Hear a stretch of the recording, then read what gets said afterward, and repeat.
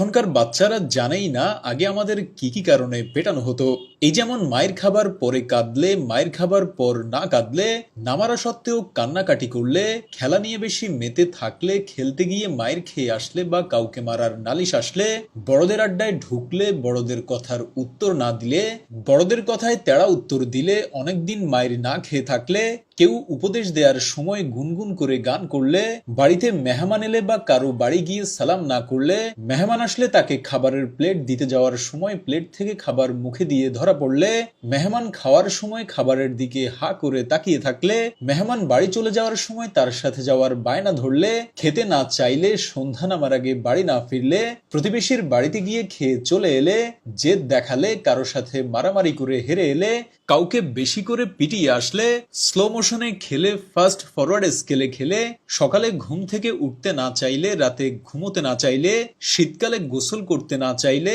গ্রীষ্মকালে বেশিক্ষণ গোসল করলে, অন্যের গাছ থেকে আম পেয়ারা পেড়ে খেলে, স্কুলের শিক্ষকদের কাছে মার খেয়েছি খবর পেলে, জোরে উচ্চারণ করে না পড়ে চুপচাপ বসে পড়ার ভান ধরলে বা বিড়বিড় করে পড়লে, স্কুলের বইয়ের মধ্যে গল্পের বই রেখে পড়ছি ধরা পড়ে গেলে, পরীক্ষার আগে টিভি দেখলে, দুধ খেতে না চাইলে, আচার চুরি করে খেলে, উষ্টা খেয়ে পড়ে গেলে উঠিয়ে আবার মারা হতো। কারো বাসায় বেড়াতে গিয়ে নিজের বাসা মনে করে সেখানকার জিনিসপত্র এলোমেলো করলে, স্কুলের সামনের কোনো দোকান থেকে বাকিতে কিছু খেলে বা খেলনা কিনলে, দুপুরে না ঘুমালে, পাশের বাসায় কেউ পরীক্ষায় বেশি নাম্বার পেলে, খাতার পৃষ্ঠা নষ্ট করলে, বইয়ের মধ্যে কলম দিয়ে দাগাদাগি করলে, শোকেস থেকে নতুন প্লেট গ্লাস বের করলে, পুকুরে ডুবাইতে ডুবাইতে চোখ লাল করে ফেললে, বিছানায় হিসু করলে, খেলতে গিয়ে ব্যথা পেয়ে আসলে, উষ্টা খেয়ে পড়ে গেলে উঠিয়ে আবার মারা হতো। খেলতে গিয়ে জুতা ফেলে আসলে মায়ের খেয়ে কাঁদলাম কেন, এজন্য আরো বেশি করে মার খেয়েছি। আবার মায়ের দেওয়ার পর সেধে খাবার খাওয়াতে আসলে সেটা না খেলেও আবার মায়ের দেওয়া হতো।